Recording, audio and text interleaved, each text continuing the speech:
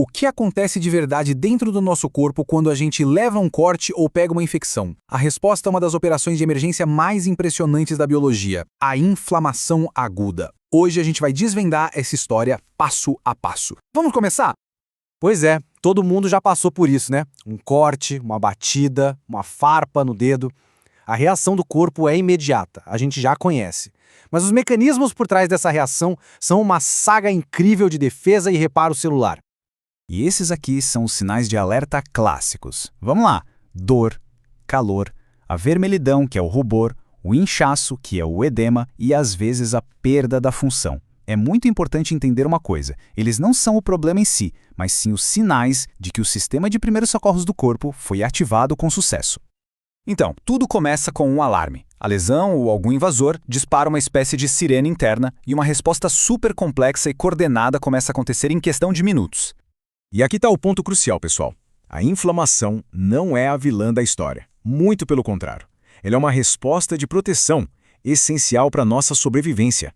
O objetivo dela é duplo. Primeiro, eliminar o agressor e segundo, começar a limpeza da área para poder fazer o reparo. Para se ter uma ideia, sem essa resposta, infecções que hoje são super simples poderiam ser fatais. Mas o que é que dispara esse alarme todo? Olha, os gatilhos são bem variados. Pode ser por invasores, como bactérias e vírus, pela morte de células do próprio tecido, por corpos estranhos, tipo uma farpa ou sujeira, ou até mesmo por uma reação exagerada do nosso sistema imune. Bom, uma vez que o alarme soa, a primeira reação acontece nos vasos sanguíneos. Pensa neles como as rodovias do corpo. Eles mudam na hora para controlar o tráfego e levar os socorristas direto para o local do problema. O corpo, de forma muito inteligente, dilata os vasos sanguíneos que estão ali perto da lesão. Isso se chama vasodilatação. Esse aumento no fluxo de sangue, que é quente para a superfície da pele, é exatamente o que causa a sensação de calor e aquela aparência avermelhada, o rubor. É o corpo literalmente trazendo reforços para a área. E olha que interessante, a natureza do inchaço também nos diz muita coisa. Nem todo inchaço é igual, viu? Com o aumento da permeabilidade dos vasos, o fluido que vaza pode ser de dois tipos principais. Tem o exudato, que é aquele fluido mais grosso, sabe? Rico em proteínas e células de defesa, que forma o pus. E tem o transudato, que é mais limpinho, com pouca proteína, tipo líquido transparente que fica dentro de uma bolha de queimadura. Com as estradas preparadas, chegou a hora de enviar a equipe de emergência. E os heróis dessa história são os leucócitos, as nossas células de defesa, principalmente os neutrófilos, que são os primeiros a chegar na cena na fase aguda. Mas como é que essas células conseguem sair da corrente sanguínea para chegar até o tecido machucado? É uma manobra espetacular, que acontece em 4 etapas. Primeiro, a marginação, onde elas vão para a beirada do fluxo de sangue. Depois, o rolamento, que é quando elas começam a quicar devagarinho na parede do vaso. Aí vem a adesão, uma parada firme no local exato. E, por fim, a diapedese, a travessia. E essa primeira fase da adesão é fascinante. A interação inicial é bem fraquinha, mediada por umas proteínas chamadas selectinas. A analogia usada na pesquisa é simplesmente perfeita. É como se fosse um durex.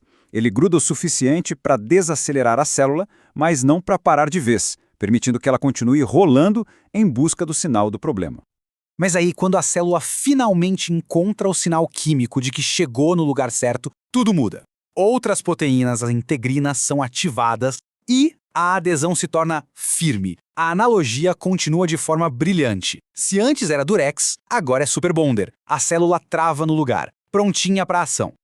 E é aqui que acontece a mágica. Na diapedese, o leucócito faz algo inacreditável. Ele se espreme, muda completamente de forma para conseguir passar pelos pequenos espaços entre as células da parede do vaso. É tipo um contorcionista celular saindo da rodovia para entrar na rua onde o acidente aconteceu. Impressionante, né?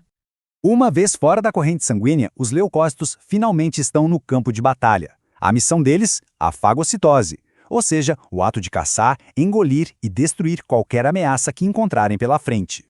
Esse processo de comer e destruir o inimigo é a fagocitose, e acontece em 3 etapas bem diretas. Primeiro, a célula de defesa reconhece e se liga no alvo. Depois, ela o engloba, formando uma bolsa interna. E por fim, vem a etapa mais brutal de todas, a morte e a degradação. No momento em que o invasor é capturado dentro da célula, começa uma verdadeira guerra química. E a arma principal nessa guerra é uma enzima chamada mieloperoxidase, ou MPO. O que ela faz é incrível. Ela gera uma substância que é extremamente letal para os micróbios. E que substância é essa? Bom, aqui vem a parte mais surpreendente de todo esse processo. A MPO produz hipoclorito. Isso mesmo, você não ouviu errado, hipoclorito, o componente ativo da água sanitária. As nossas próprias células de defesa fabricam em escala microscópica um dos desinfetantes mais potentes que a gente conhece para aniquilar os patógenos. É sensacional. Depois da batalha, vem o rescaldo. A aparência da inflamação pode variar bastante, e o resultado final dessa guerra pode seguir por caminhos bem diferentes. Vamos ver como isso se desenrola. Dependendo da causa e do local, a inflamação aguda pode ter rostos diferentes, sabe?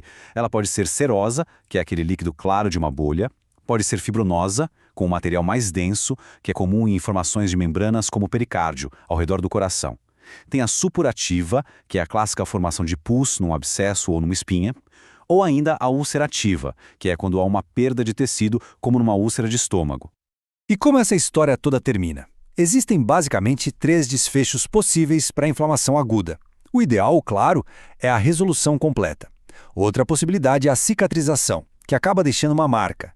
E por fim, se o agente agressor não for eliminado de vez, o processo pode evoluir para uma inflamação crônica.